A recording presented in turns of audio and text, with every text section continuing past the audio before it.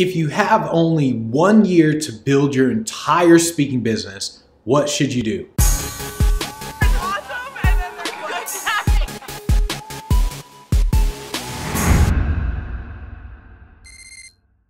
Someone told me that they only have 1 year to build their speaking business because they talked with their wife. The wife said, listen up. You only have 1 year to build your business, and so that's why we're making this video. Okay, so if you only have 1 year, then there are two things that you need to do. Number one, you have to learn fast, and number two, you have to actually implement fast. So the first thing that you have to do, and I'm not saying this just because I want to make money off you, I'm saying this because it's true. The first thing you would have to do is you have to invest in the Speak Pro Academy. Like I said, I'm not saying this because, oh, I want to make all the money off you. I'm saying this because it's a fact. You have to learn faster so you can get the right things done. Mark Zuckerberg has mentors. He asks people for advice. A lot of people have mentors where they ask people for advice. If you don't get the right advice, if you just do things that you think are right, then you're going to end up doing the wrong things. You're going to waste time doing 9 things that aren't working versus doing the one thing that is. Next thing is I would set a very clear goal on what I want for that year. So let's say I want to do, to make it easy, 52 gigs for the year.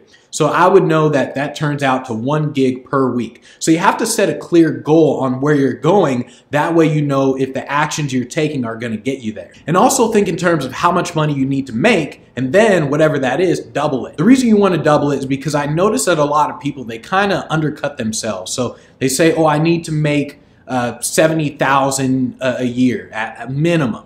So you want to double it. Say, okay, I need to make 140,000. So you just want to reach for the stars, that kind of thing. Next thing I would do is I would immediately start building a website, a top-notch website. This is one of the reasons why I talk about you got to invest in Speak Pro, because if you don't know what a top-notch website looks like, then how do you know if your website is top-notch? Versus investing in something like Speak Pro, I simply tell you what to do.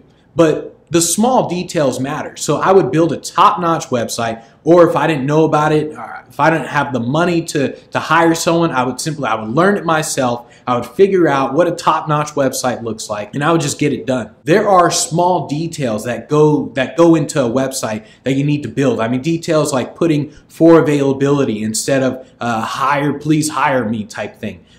Little details like that. Then immediately after that, I would focus on doing 2 things, an inbound strategy and an outbound strategy. So inbound marketing, it takes time. So it takes time if you're not willing to spend money, but if you are willing to spend money to advertise, then it goes a lot faster. But I would do both, inbound and outbound. With the inbound, because it can take a good amount of time, and depending on how much money you want to spend on advertising, I would use the 80-20 rule. So I would focus only 20% of my time on inbound marketing, and then I would focus 80% on the outbound marketing. And that would only be in the beginning, because in the beginning, you need to go out and you need to start contacting people. Just keep sending emails, just start contacting people. But eventually you can do more of the inbound marketing, and it eventually switched to now you're doing 80% inbound and only 20% outbound. But in the beginning, you are going to have to go out to other people. But my inbound strategy would be pretty simple. I would set up a blog and I would record videos for a minimum of 3 videos per week, a minimum of 3 videos per week.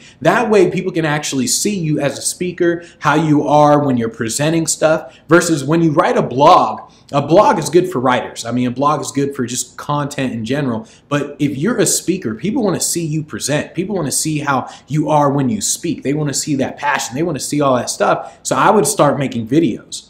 And I would make a minimum of 3 videos per week. On top of that, I would think in terms of what do people actually search for in my topic. So if I'm a sales speaker, what are people searching for? All my videos would have those titles, like how to write a cold call script, how to sell anyone, anytime, whatever it is. I would figure out what the right titles would be, and I would make sure those titles are the right titles. And on top of that, I would spend money in order to grow fast, because you have to spend money to grow fast. But what I would do is I would be very specific about what I spend money on for the inbound marketing. So let's say I'm a sales speaker, and I'm trying to build my sales speaking business, what I would do is I would focus on a very specific problem, a specific niched problem, and I would create videos around that, and I would advertise around that. For example, how to make a better cold call and how to use cold calls and that sort of stuff. The reason for that is because people are looking for specific problems.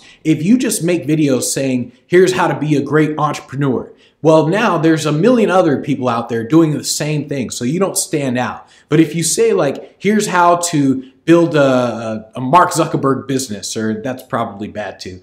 But if you're a sales speaker and you say, here's how to make cold calls that generate millions of dollars, well, that's a very specific problem. And I would spend money on inbound, just Facebook advertising, Google AdWords. The outbound strategy would be pretty simple. For one, I would buy a CRM, and I would buy because you have to essentially tell yourself, I'm dead serious about making this happen. And when you buy something, it literally says, okay, I have to make my money back. So I would buy a CRM, and one of the CRMs that we're switching to is base CRM, but whatever CRM you want to buy, I would buy a CRM instead of using a free one because it literally says, yeah, I'm dead serious about making this happen. Now I would start to fill up that CRM with people and events. I would make sure that I set up my email sequence.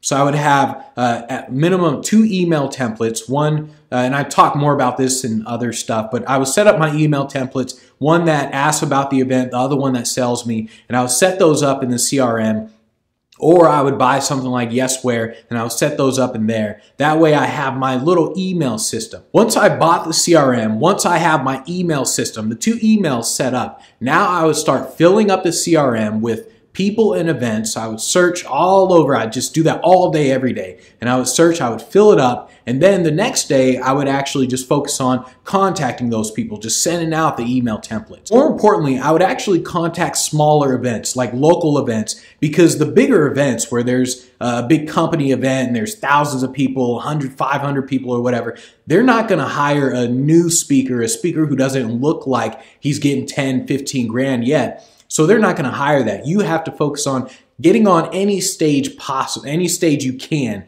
So that's what I would do. I would focus on contacting smaller local events. More importantly, I would really focus on time management because this isn't a time to mess around. So I would actually schedule my days. I would say during this day, this is what I'm going to do. I'm going to fill up my CRM from 7 a.m. to 9 a.m. Then I'm going to take a break from 9 to 9:20. Then from 9:20, I would literally just schedule my entire day. That way I don't mess around and I'm just purely working on what I need to work on. Most of the time would be scheduled for outbound marketing. And then some of the time would be scheduled for the inbound stuff, like creating those videos. And I would just focus on, you can easily create 3 videos in an hour and then edit those videos in iMovie or something very simple. You're probably watching this video, you're like, man, I was hoping you'd come up with some groundbreaking stuff.